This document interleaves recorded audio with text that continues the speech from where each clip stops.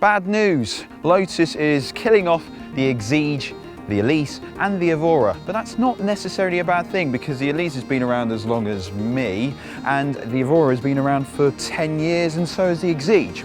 So these are all the final editions of each car, but actually the one that I was meant to drive was the Exige. Already done a video on the Elise, but already done a video on the Evora. But actually we're going to be driving the Evora 410 Sport because it's actually a lot more different than you think.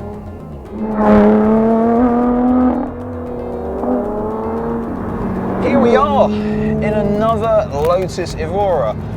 This is the third one I've driven. I drove an earlier one, a 2010 car, which was played with a little bit. Then I drove an owner's car, which was the 400. They do a 410, and this is the 410 Sport, which is that little bit stiffer, but it's not the most craziest one of the lot. They do a GT 430. What's it like to drive? Well, first off, let me explain to you today.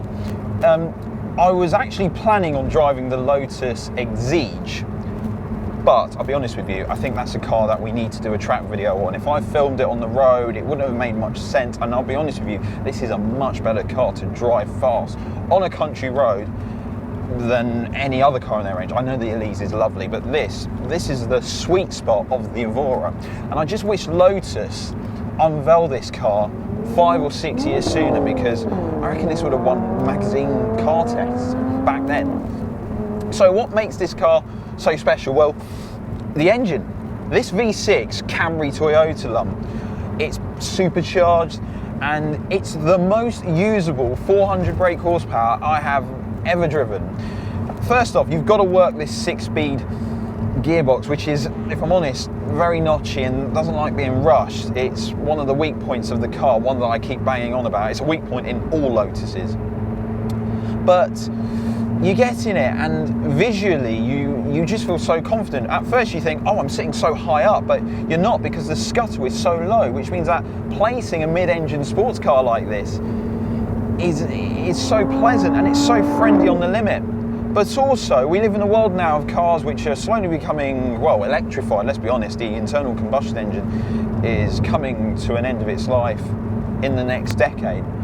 And to think that Lotus would, I don't know if they still sell this, I don't think they sell this anymore, but imagine a year ago, you could buy one of these that makes this noise. Listen to it.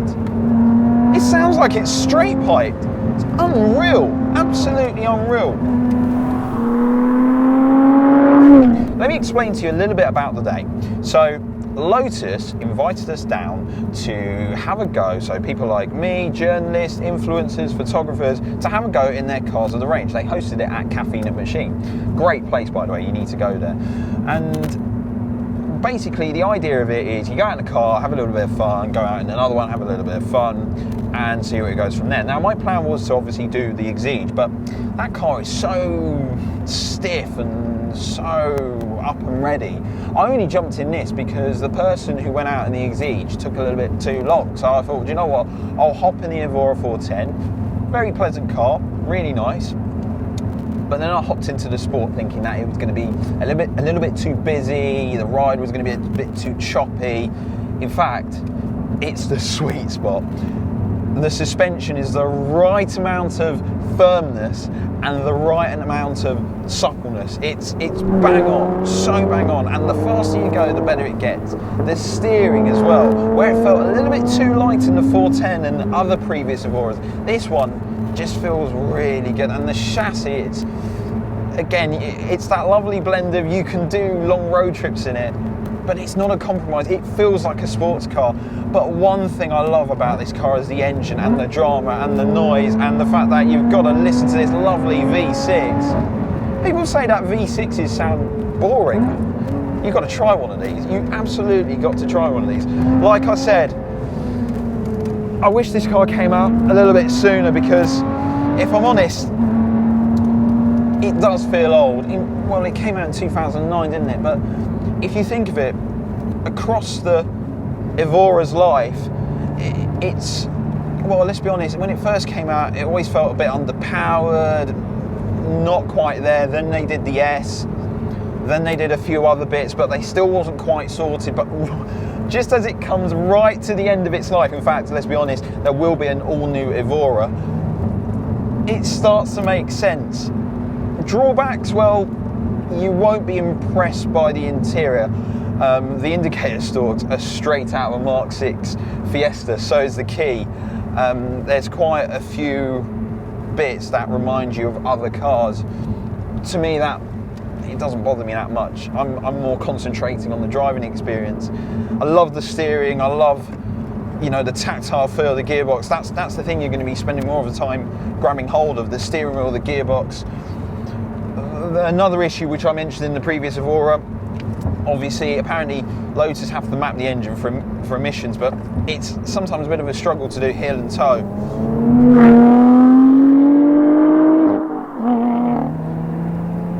Okay, the road has opened up. Listen to that V6. I'm going to shut up for a moment.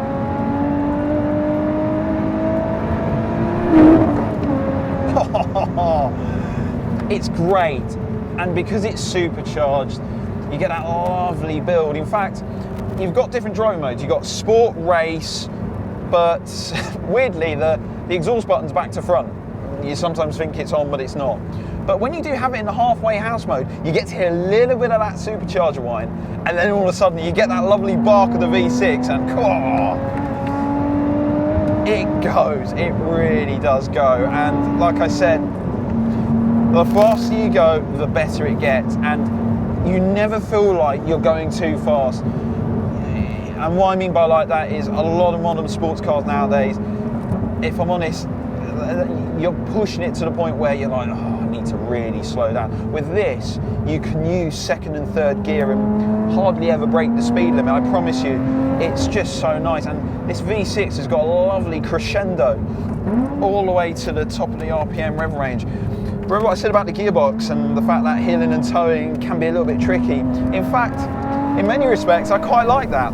It's flawed, and it requires you as a driver to make the most out of it. One surprise I had was that the weather today has been inconsistent.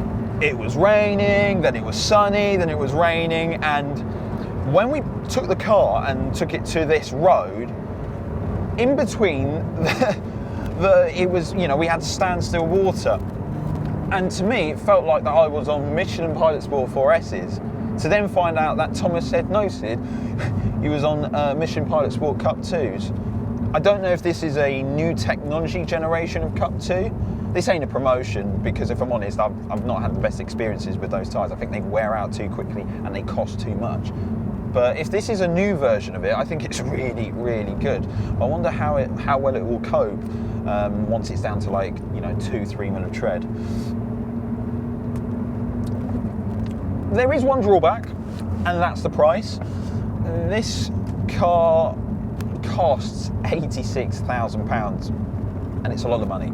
It is a lot of money. It puts this right up near, well, it's either a fully loaded 718 Cayman GTS or a Cayman GT4.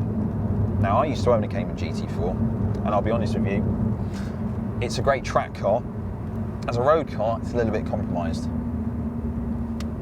I'd probably take one of these, but I would take it when it's 3 or 4 years old and you could pick one of these up for 50 grand.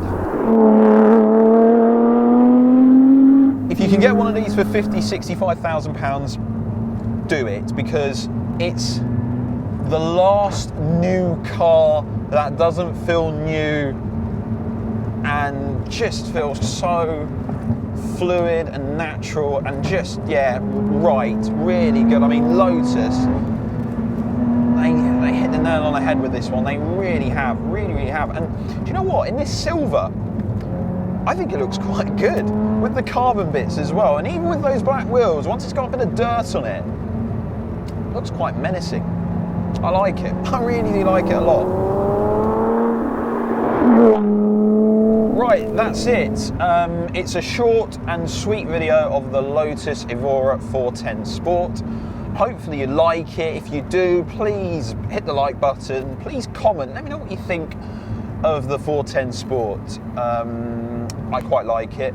I'm looking forward to what Lotus does in the future with its Evora replacement, and more importantly the Elise replacement, and of course the Evora. We got to see that in person as well too, and hopefully we'll be able to go to Hethel and have a little play about in the Exige and get a couple of skids going. But for now, this is just a sensible road review of the Evora, and it's a last hurrah. It's a goodbye to Lotus, but also a hello to the future, because they now got proper funding. So I would love to see where this brand goes, because the potential is just, well, if they manage to get this right, imagine what the new one's going to be like. Anyway, until next time, folks, see you later.